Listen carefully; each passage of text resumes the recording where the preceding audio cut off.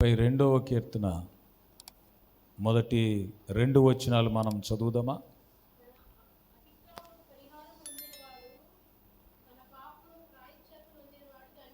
తన అతిక్రమములకు పరిహారము నొందినవాడు, తన పాపమునకు ప్రాయశ్చిత్తము నొందినవాడు ధన్యుడు. యెహోవా చేత నిర్దోషి అని ఎంచబడినవాడు, ఆత్మలో కపటము లేనివాడు ధన్యుడు.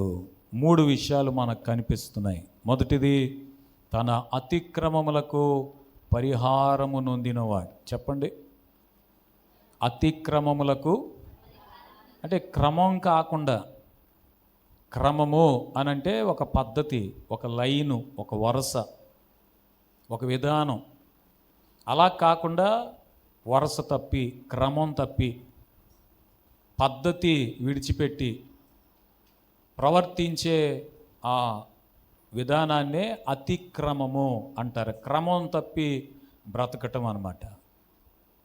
ఈ అతిక్రమములకు పరిహారము పొందినవాడు ధన్యుడు. పాపమునకు ప్రాయశ్చిత్తం పొందినవాడు ధన్యుడు. రెండోది, యెహోవా చేత నిర్దోషి అని ఎంచబడినవాడు ధన్యుడు. మూడవదిగా, ఆత్మలో కపటము లేనివాడు ధన్యుడు.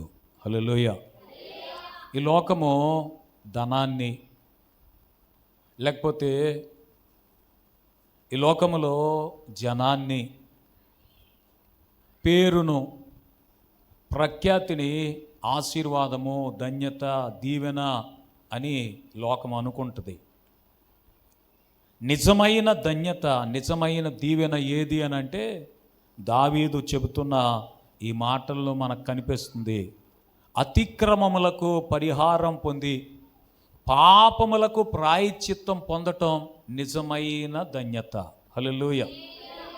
ఎందుకు అనంటే పాపము మనిషికి మనశ్శాంతి లేకుండా చేస్తుంది, నెమ్మది లేకుండా చేస్తుంది. అందుకే బైబిల్ చెప్తుంది, నెమ్మది లేకుండా విస్తారమైన ధనం ఉండటం కంటే. సామెతల గ్రంథం 15వ అధ్యాయంలో ఈ మాట మీరు చదవగలుగుతారు. యెహోవా యందలి భయభక్తులతో కూడా కొంచెము కలిగి ఉండటం మేలు. హల్లెలూయా. చెప్పాలి చేతులు ఎత్తి మంచి. నెమ్మది లేకుండా విస్తారమైన ధనం ఉండడం కంటే యెహోవా యందలి భయభక్తులతో కూడా కొంచెము కలిగి ఉండటమే మేలు. చాలామంది ధనమే దీవెన, ధనమే ఆశీర్వాదం, ధనమే చాలా మేలు అని అనుకుంటారు. కానీ నెమ్మది లేకుండా విస్తారమైన ధనం ఉండటం కంటే దేవుని యందు భయభక్తులు కలిగి కొంచెం, ఎంత కొంచెమని అంటే సామెతల గ్రంథం 30వ అధ్యాయంలో 7-8 వచనాల్లో భక్తుడు ప్రార్థన చేస్తున్నాడు, ప్రభువా ఎక్కువైపోతే అసలు దేవుడు ఎవడు అని అడుగుతానేమో, యెహోవా ఎవడు అని అంటనేమో. అలాగని తక్కువైతే దొంగిలి నేను ఒకవేళ నీకు అవమానాన్ని తీసుకుని వస్తానేమో. నాకు ఎక్కువ వద్దు, తక్కువ కూడా వద్దు, సరిపడేటంత, చాలినంతగా నాకు ఇవ్వు అని ప్రార్థన చేస్తాడు. అలాగున మనకు సరిపడేటంత. ఇశ్రాయేలు ప్రజలు ఐగుప్తు దేశంలో నుంచి బయటికి వచ్చి అరణ్యంలో ప్రయాణం చేస్తున్నప్పుడు వారికి ఆహారము ఏ రోజుకు సరిపడా ఆ రోజే సమకూర్చుకోమని చెప్పాడు ప్రభు. హల్లెలూయా. చెప్పాలి చేతులెత్తి. ఏ రోజుకు సరిపడా ఆ రోజు. కొంతమంది సోమరులు ఉంటారు. ఈ సోమరు వాళ్ళు బద్ధకస్తులు. వాళ్ళు కొంచెం తెలివితేటలు ఎక్కువ ఉన్నాయి అనుకొని రేపు ఎవడు వెళ్తాడు పొద్దున్నే అని కొంచెం ఎక్కువ తెచ్చేసుకున్నారట. ఎక్కువ తెచ్చేసుకుంటే తెల్లవారేసరికి అది కుళ్ళిపోయి కంపు కొట్టేసిందట. కొంతమంది బలహీనులు, బద్ధకస్తులు కాదు, సోమరి వారు కాదు, బలహీనులు. వారి బలం ఎంత అంటే అందరూ పరుగులు పెడుతున్నారు, వీళ్ళు పరిగెట్టలేకపోయారు. అందరూ త్వరగా సమకూర్చుకుంటున్నారు, వీరు సమకూర్చుకోలేకపోయారు. వాళ్ళు బలహీనులు గనక కొంచెం, అంటే వారికి సరిపడేటంత సమకూర్చుకోలేక కొంచెం తక్కువ సమకూర్చుకున్నారట. కానీ వారికి తక్కువ అవ్వలేదు, వారి ఇంటి వారికి సరిపోయింది. స్తోత్రం చెప్పాలి చేతులెత్తి. అందుకే కొరింథీయులకు రాస్తూ పౌలు గారు ఏమన్నారనంటే, ఎక్కువ కూర్చుకున్న వానికి ఎక్కువ అవ్వలేదు, తక్కువ కూర్చుకున్న వానికి తక్కువ అవ్వలేదు. దేవుని పద్ధతి ఏంటి అని అంటే, ఏ రోజుకు సరిపడా ఆ రోజుకే. పౌలు గారు కూడా ఈ మాటను ప్రస్తావిస్తూ ఎబ్రీయులకు రాసిన పత్రిక 4వ అధ్యాయములో ఆయన వ్రాయించి పెట్టారు. 24వ వచనం లేకపోతే 23వ వచనం. ఒకసారి ఆ మాట మనం చదువుదాం చూడండి. సమయోచితమైన సహాయము కొరకు కృప పొందునట్లుగా మనము ధైర్యముతో దేవుని యొక్క కృపాసనమునొద్దకు మనము చేరుదము. ఆ మాట మనం చదువుతాం చూడండి. 4వ అధ్యాయము 16వ వచనాన్ని చదువుదాం. ఎబ్రీయులకు రాసిన పత్రిక 4వ అధ్యాయం 16వ వచనం. గనుక మనము కనికరించబడి సమయోచితమైన సహాయము కొరకు కృప పొందునట్లుగా ధైర్యముతో కృపాసనమునొద్దకు చేరుదాం. సమయోచితమైన సహాయం అని అంటే ఏ రోజుకు ఎప్పటికీ సరిపడే సహాయం, ఎప్పటికి కావలసిన దానిని అప్పుడే ప్రభువు నుంచి మనం పొందే విధానం. స్తోత్రం చెప్తారా మంచిగా? హల్లెలూయా. మనిషి యొక్క ఆశ ఎలా ఉంటుందనంటే, బైబిల్లో ఒక ధనవంతుని భూమి విస్తారముగా పండిందంట. విస్తారంగా పండటం ఒక అందుకు మంచిదే, కానీ విస్తారమైన పంటను సమకూర్చుకొని ఆహారం ఇచ్చిన, ఆ ఆస్తి ఇచ్చిన, ఆ ధనం ఇచ్చిన దేవుణ్ణి మర్చిపోవటమే విచారకరం. విస్తారమైన ఆ పంటను సమకూర్చుకుంటాను నేను, అనేక సంవత్సరములకు చాలిన ఆస్తి నీకు సమకూర్చబడింది కనుక నువ్వు ఇంకా పని చేయాల్సిన పని లేదు, ఇక ఎవరిని సంప్రదించాల్సిన అవసరం లేదు, దేవునితో కూడా నీకు పని లేదు అన్నట్టుగా నా ప్రాణమా తిను త్రాగు సంతోషంగా ఉండు సుఖంగా ఉండని చెప్పుకుంటాను అన్నాడట. అయితే ఆ రాత్రి అతని ప్రాణాన్ని దేవుడు అడిగాడు. కొన్నిసార్లు విస్తారంగా సమకూర్చుకోవటం ఏం చేస్తుంది అని అంటే, దేవుణ్ణి మర్చిపోయే పరిస్థితులను తీసుకొని వస్తుంది. అందుకే దేవుని పద్ధతి ఏంటనంటే, ఎప్పుడు నీకు అవసరమో, ఎప్పుడు ఏ అవసరం ఉందో, ఏ సహాయం కావాలో ఆ సహాయం కొరకు, సమయోచితమైన సహాయం కొరకు నువ్వు ప్రతిదినం దేవుని సన్నిధి చేరి ప్రార్థన చేయవలసిన పద్ధతి నువ్వు అలవాటు చేసుకోవాలి. స్తోత్రం చెప్పాలి మంచిగా. హల్లెలూయా.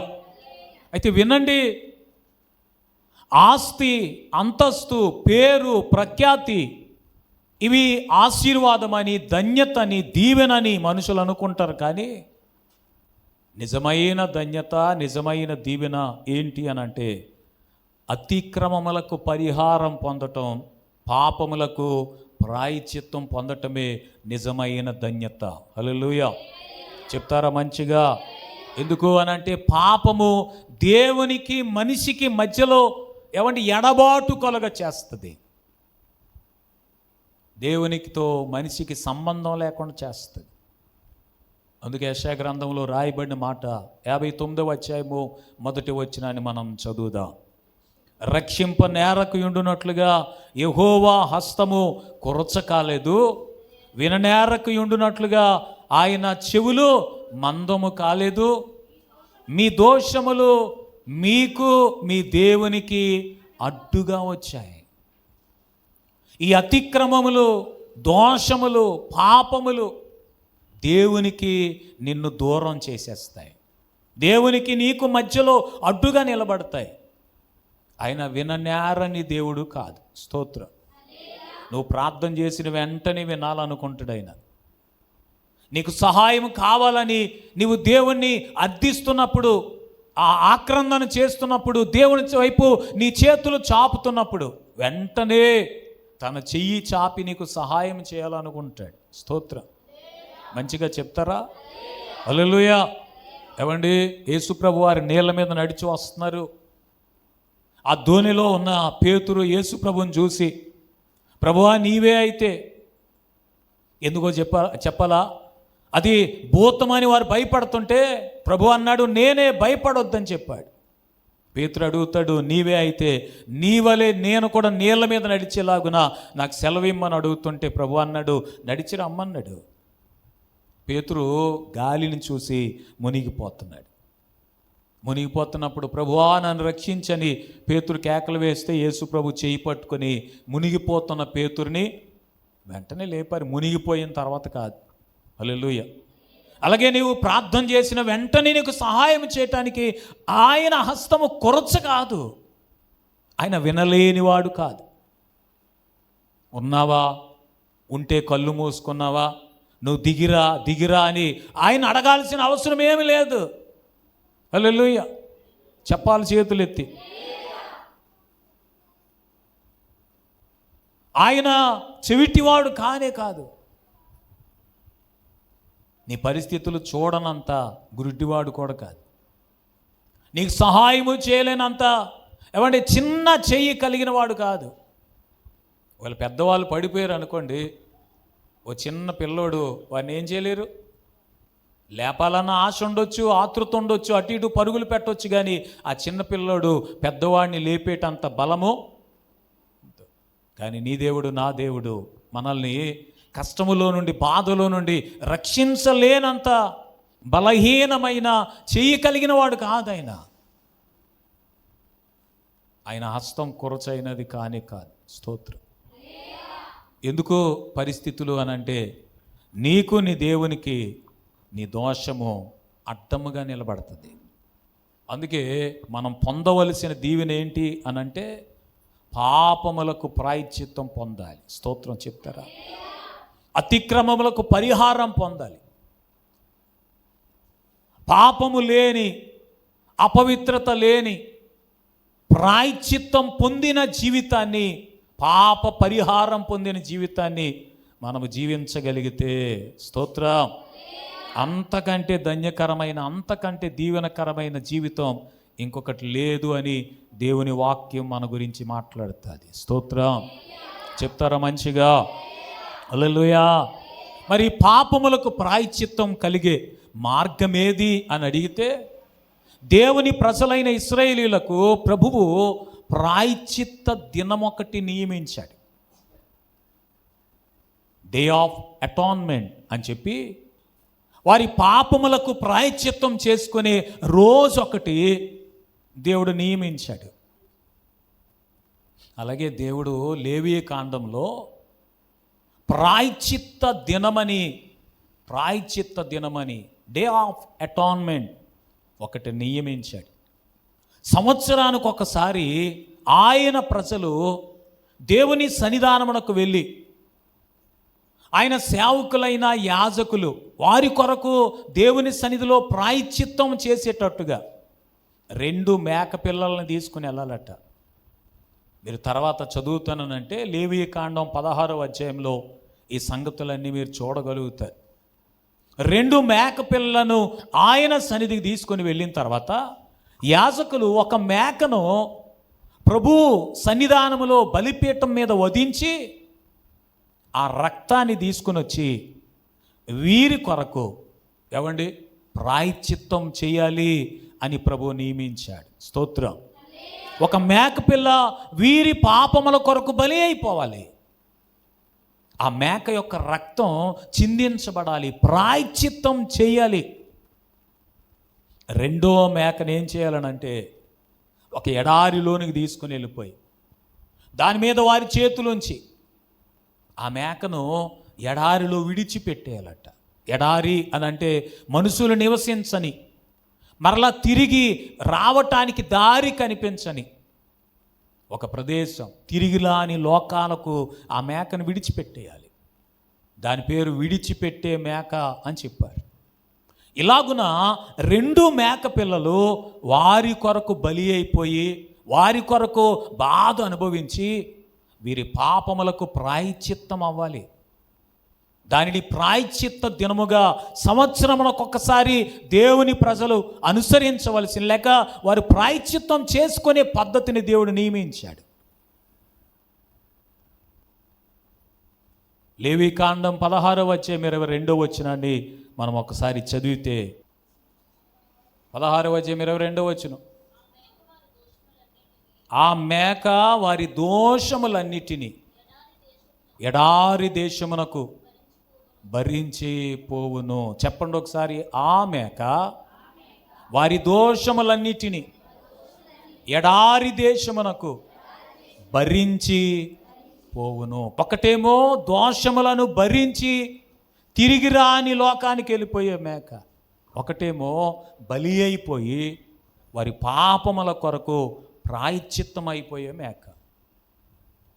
పాత నిబంధనలో బలిగా చేయబడిన ఆ మేకలు ఎవరిని చూపిస్తున్నాయి అని అంటే యేసు ప్రభువునే చూపిస్తాయి. స్తోత్రం చెప్పాలి చేతులెత్తి.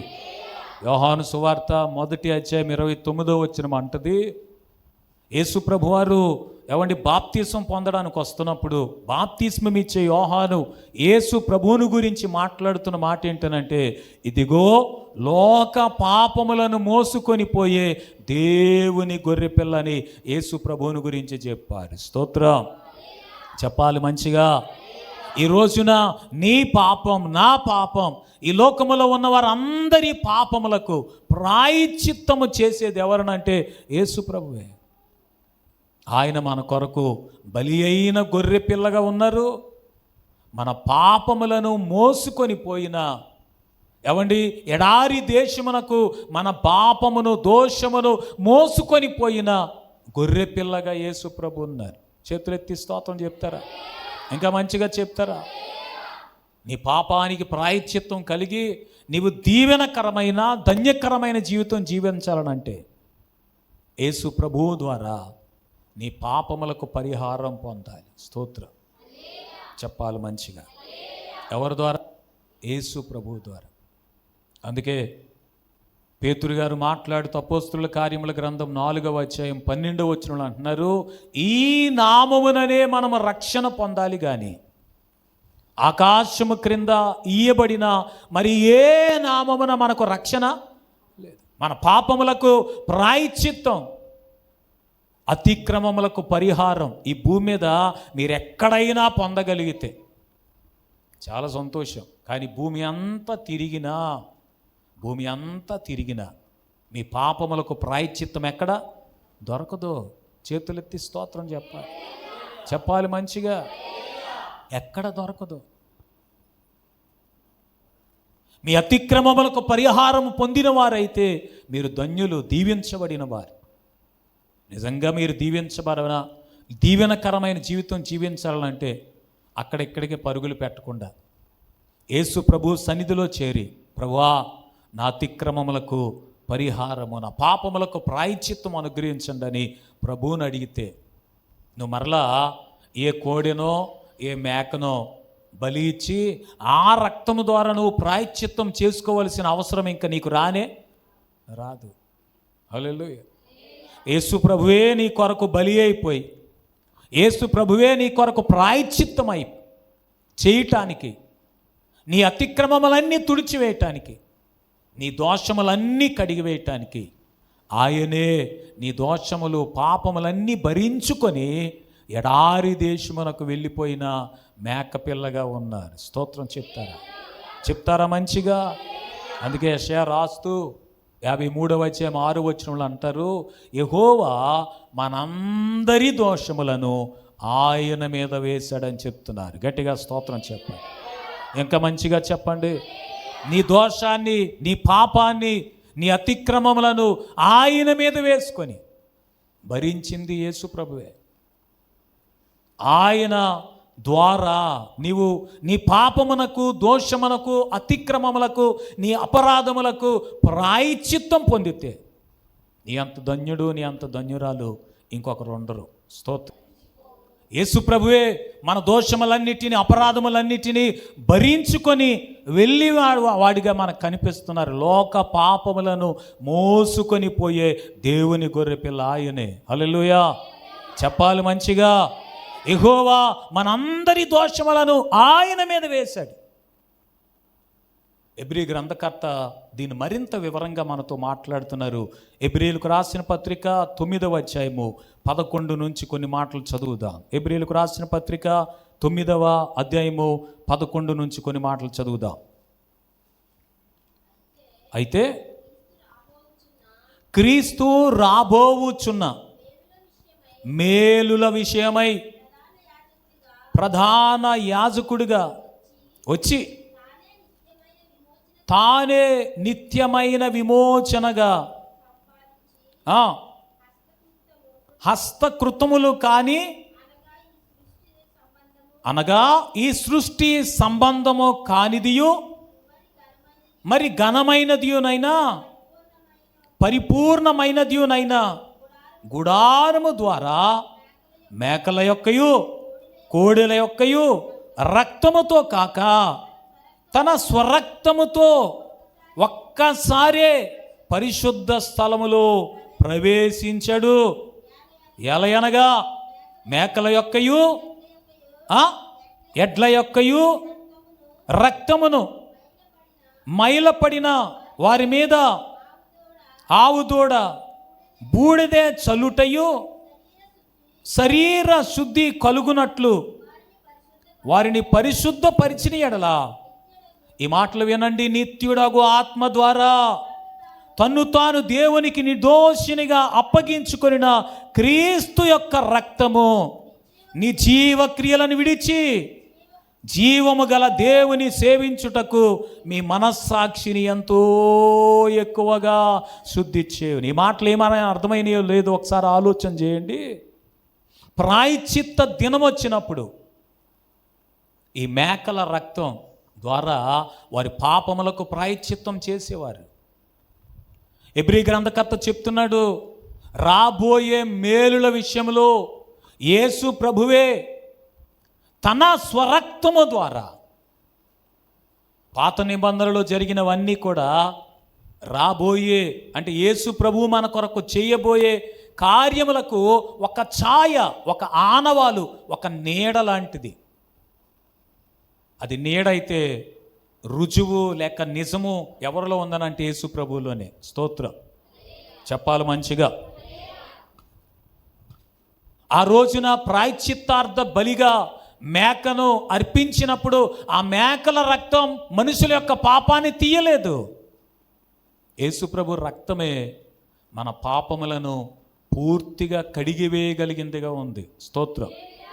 అందుకే ఈయన అంటున్నాడు, అక్కడికి వచ్చిన వారి మీద ఈ మేకల యొక్క రక్తం చల్లటం, లేక ఆవు దూడ ఏమంటే దహన బలిగా అర్పించి దాని బూడిద తీసి వారి మీద చల్లటం, వారి శరీరములను శుద్ధి చేస్తే, ఏం చేస్తే?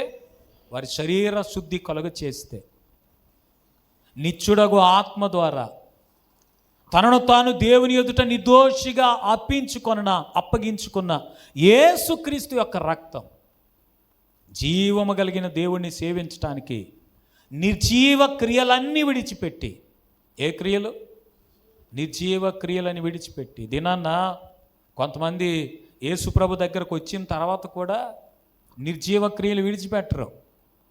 వాటిలో ఏమీ లేదని తెలిసినా కూడా కొన్ని పద్ధతులు వదిలిపెట్టరు, కొన్ని ఆచారాలు విడిచిపెట్టరు, కొన్ని తతంగాలు మానరు. స్తోత్రం.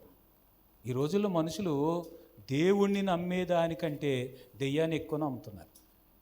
వినండి, సంవత్సరానికి ఒక్కసారి మేక పిల్లలను తీసుకుని వెళ్ళి ప్రాయశ్చిత్తం చేసుకోవలసిన పరిస్థితుల్లో ఉన్నవారికి మాటి మాటికి వెళ్ళి బలి అర్పించే అవసరం లేకుండా యేసు ప్రభువారు ఒక్కసారే మన కొరకు బలి అయిపోయి, గట్టిగా స్తోత్రం చెప్తారు. హల్లెలూయా. నిత్యుడగు ఆత్మ ద్వారా యేసు ప్రభువారు తన స్వరక్తమునిచ్చి మన కొరకు ప్రాయశ్చిత్తం చేసి జీవము కలిగిన దేవుణ్ణి సేవించటానికి మన నిర్జీవ క్రియలన్నీ విడిచిపెట్టి జీవము కలిగిన దేవుణ్ణి సేవించటానికి. స్తోత్రం. నిజంగా ఆలోచన చేయండి, దేవుణ్ణి సేవించాలంటే జీవము కలిగిన ఆయనను సేవించటానికి మన జీవితంలో ఉన్న నిర్జీవ క్రియలన్నీ విడిచిపెట్టాలి. ఏ క్రియలు? నిర్జీవ క్రియలు అన్నీ విడిచిపెట్టాలి. ఇంకా మనం ఇలాంటి పాత పద్ధతులు, పనికిరాని పద్ధతులన్నీ పట్టుకొని దేవుణ్ణి సేవించటానికి వస్తే అసలు దేవునికి చేసే ప్రార్థన కానీ ఆరాధన కానీ అంగీకరించబడదు. హల్లెలూయా చెప్పాలి చేతులెత్తి. హల్లెలూయా. మీకు అర్థమవుతుందండి? లోకములో ఉన్న పద్ధతులు అనుసరిస్తూనే నేను దేవుని బిడ్డనని దేవుణ్ణి సేవించడం వల్ల, దేవుని ఆరాధించడం వల్ల ఏం ఉపయోగం ఉంటుంది అనుకున్నారు మీరు? ఏం ఉపయోగం ఉండదు. దేవుని ఆరాధించాలి అని అనుకుంటే నిర్జీవ క్రియలన్నీ విడిచిపెట్టాలి. స్తోత్రం చెప్పాలి. నిర్జీవ క్రియలను విడిచిపెట్టి జీవము కలిగిన దేవుని సేవించడానికి యేసు రక్తం మన మనస్సాక్షిని ఎంతో ఎక్కువగా శుద్ధి చేస్తుంది. గట్టిగా స్తోత్రం. నీ మనస్సాక్షి శుద్ధి చేయబడినదిగా ఉంటే నువ్వు నిజంగా ధన్యురాలివి, నువ్వు నిజంగా ధన్యుడివి. స్తోత్రం చెప్తారా మంచిగా? హల్లెలూయా.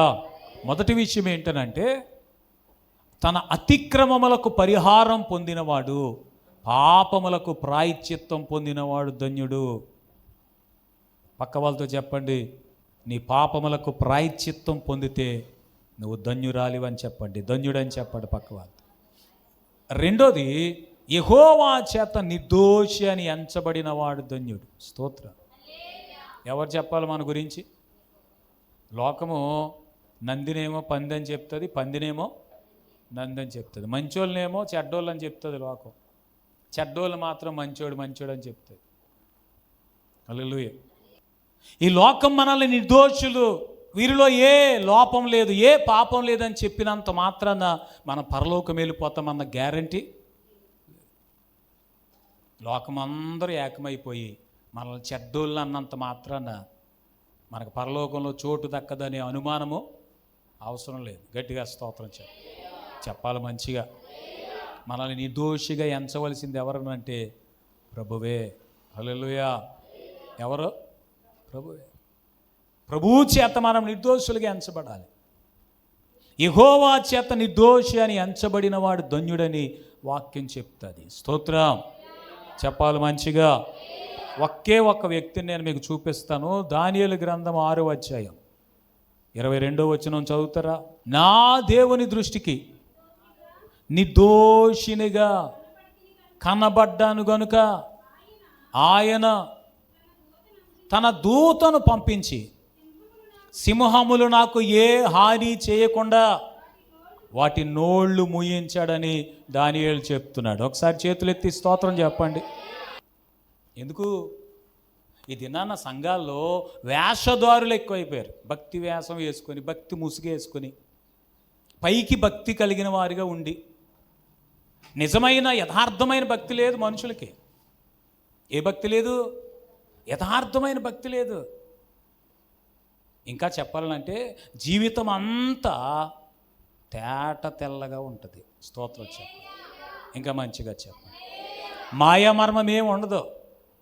వాళ్ళ జీవితం ఎలా ఉంటుందనంటే అవునంటే అవును, కాదంటే ఓ మాట చెప్పి ఓటు చేసి ఒకలాగా ప్రవర్తించి ఇంకొకలాగా వారు జీవించి అలా ఉండదు. ఆత్మలో కపటము లేని వారు ధన్యులంట. స్తోత్రం చెప్పండి. ఇంకా మంచిగా చెప్పండి. ఏం లేని వారు ధన్యులు? ఆత్మలో కపటం లేని వారు ధన్యులు. 15వ కీర్తన తర్వాత 24వ కీర్తన మీరు తర్వాత చదివితే, యెహోవా పర్వతమునకు ఎక్కదగిన వాడు ఎవడు, ఆయన పరిశుద్ధ స్థలములో నివసింపదగిన వాడు ఎవడు అని అంటే నిర్దోషమైన చేతులు, శుద్ధమైన హృదయం కలిగిన వాడంట. చేతులు ఎత్తిస్తాం. ఇంకా మంచిగా చెప్పండి. అక్కడ కూడా రాయబడి ఉంటుంది, కపటము లేనివాడు కావాలి దేవునికి.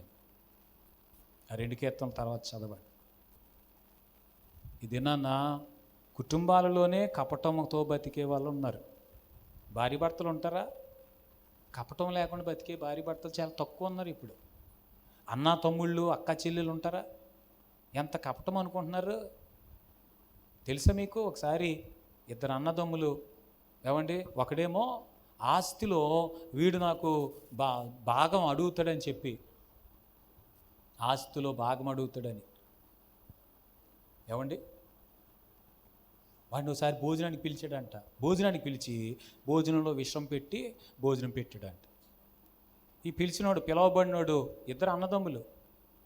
వీడు అనుకుంటాడనట నేనంటే ఎంత ప్రేమ అని అనుకుని వెళ్ళి భోజనం అని మంచిగా భోంచేసాడంట. భోంచేసిన తర్వాత ఈ భోజనం పెట్టిన వాడిని ఏమండి కౌగిలించుకున్నట్టుగా కౌగిలించుకొని కత్తితో పొడిచాడంట. కత్తితో. ఈడు భోజనం పెట్టినోడు అనుకున్నాడు భోజనం అయిన తర్వాత ఆడు చచ్చిపోతాడు, ఆస్తి నాకే మిగులుతుంది, మొత్తం అంతా నేనే అనుభవిస్తాను అనుకున్నాడు అంటే ఈడు. ఈ భోజనం చేసినాడు అనుకున్నాడంట భోజనం చేయడం అయిపోయింది కదా, ఈసారి కత్తితో అన్ని పొడి చేస్తాను, ఆడు చచ్చిపోతాడు, నేను. తీరా చూస్తే ఇద్దరు బతకలేదు. కపటం వల్ల ఎంత ప్రమాదం అంటే ఎవరికే ఏమీ చెందదు. ఒకడు వెనకాల ఒకడు గోతులు తీస్తుంటారు, ఇద్దరు పడిపోతారు గోతులో. కపటం వల్ల మన వెనకే వస్తారు కానీ వెనకేం చేస్తారు వాళ్ళు? గోతులు. మనతో మాట్లాడతారు కానీ అన్నీ కపటంగానే మాట్లాడతారు, యథార్థమైన మాటలు మాట్లాడరు. అది ఎంత ప్రమాదమో. ఈ దినాలలో కుటుంబాలలో సంఘాలలో కపటము లేని వారు కావాలి. స్తోత్రం చెప్పాలి మంచిగా. సంఘాల్లో కూడా కపటాలనండి ఈరోజు. ఇక్కడ మనం మాట్లాడుకెళ్ళి ఊర్లో చెప్తారు వీళ్ళు. ఎక్కడ చెప్తారు? ఇక్కడ లేని వాళ్ళు ఉంటారు కదా, వాళ్ళకి వెళ్ళి చెప్తారు పోసుకొచ్చి, అసలు నువ్వు రాలేదా ఈ రోజు లేవా, నిన్ను మాట్లాడినారనుకుంటున్నావు, గుర్తిదే అన్నది లేదు విన్నది లేదు. స్తోత్రం చెప్పండి. ఎంత కపటం కలిగిన వాళ్ళు ఉంటారో. కానీ దేవుడు ఎలాంటి వారిని ధన్యులు అని చెప్తున్నాడు అంటే ఆత్మలో కపటము లేని వారు ధన్యులు. గట్టిగా స్తోత్రం చెప్తారు. ఇంకా మంచిగా చెప్తారా? పక్క వాళ్ళతో సెకండ్ ఇచ్చి చెప్పండి, కపటము లేని వారుగా బ్రతకాలని చెప్పండి. చివరిగా మనం చదవడానికి బైబిల్లో యేసు ప్రభువే స్వయంగా ఇతనిలో ఏ కపటం లేదని సాక్ష్యం ఇచ్చిన ఒక ఆయన చూపిస్తాను. యోహాను సువార్త మొదటి అధ్యాయం 47వ వచనం చదువుతారా? యోహాను సువార్త మొదటి అధ్యాయం 47వ వచనం చదవండి త్వరగా. యేసు నతనయేలు అతని యొద్దకు రావడం చూసి, ఇదిగో ఇతడు నిజముగా ఇశ్రాయేలు కుమారుడు, ఇతని యందు ఏ కపటము కూడా లేదని చెప్పాడు. గట్టిగా స్తోత్రం చెప్పాడు. దేవుని బిడ్డ, నీ గురించి నా దేవుడు అలా చెప్పాలి. నతనయేలు పిలిచాడు నతనయేలుని. యేసు ప్రభు దగ్గరికి వెళ్దాం రమ్మంటే నజరేతులోంచి మంచిది ఏదైనా వస్తుందా అంటున్నాడు. ఎందుకనంటే ఆ రోజుల్లో యేసు ప్రభుని నజరేతు అనే ఊరివాడని పిలిచేవారు. నజరేతులు మంచోళ్ళు కాదు కదా, అందులో నుంచి వచ్చిన యేసు ప్రభు మంచోడా అని అంటే పిలుపు అన్నాడు, నువ్వు రా చూద్దు కానీ.